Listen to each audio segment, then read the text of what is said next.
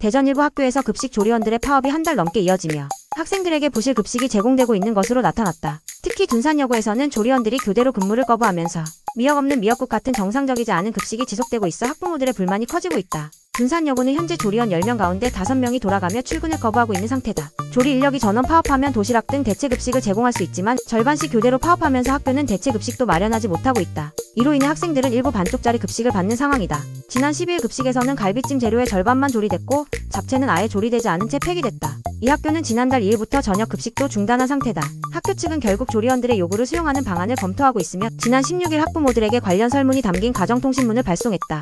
이 같은 급식 문제는 대전만의 일이 아니다. 최근 전국 각지에서 급식 조리원들이 열악한 근로 환경 개선을 요구하며 파업에 나서고 있다. 조리 업무는 높은 노동 강도에 비해 낮은 임금 탓에 인력 수급도 어려운 실정이다. 이에 따라 각 시도교육청은 조리 환경을 개선하는 한편 인력난 해소를 위해 조리 자동화 로봇 도입을 추진 중이다. 2023년 서울시 교육청이 처음 시범 도입한 이후 경기도, 대구, 강원, 인천, 광주, 전북, 경북 등 7개 교육청이 로봇을 도입했다. 올해에는 부산과 제주도 도입 계획을 밝히며 도입 지역이 10곳으로 늘어날 전망이다. 인천시 교육청은 지난 17일 총 7억 원을 투입해 관내 중고교 3곳에 조리 로봇을 설치하겠다고 발표했다.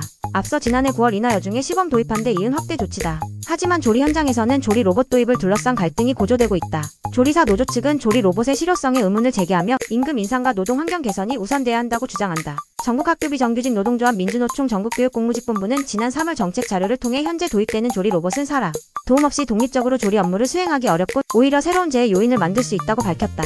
교육청들은 조리 로봇이 고온 환경에서의 위험 작업을 대체해 조리원의 업무 부담과 재해 위험을 줄일 수 있다고 강조하고 있다. 실제로 한국노동연구원 보고서에 따르면 한 중학교에서 조리 로봇을 도입한 이후 조리원이 노출되는 초미세먼지는 48%, 휘발성, 유기화합물은 27% 감소한 것으로 나타났다. 하지만 노조 측은 로봇에 의존하기보다 조리원 고용 확대와 근무 여건 개선이 시급하다며 환기시설 확충과 함께 1인당 배식 인원을 줄이는 정책이 필요하다고 주장하고 있다. 한 교육계 관계자는 로봇 도입이 본격화될수록 교육청과 현장 조리사 간의 마찰이 불가피할 것이라며 급식의 질과 안전, 조리원의 권익 보호 사이에서 균형 있는 해법이 요구된다고 지적했다.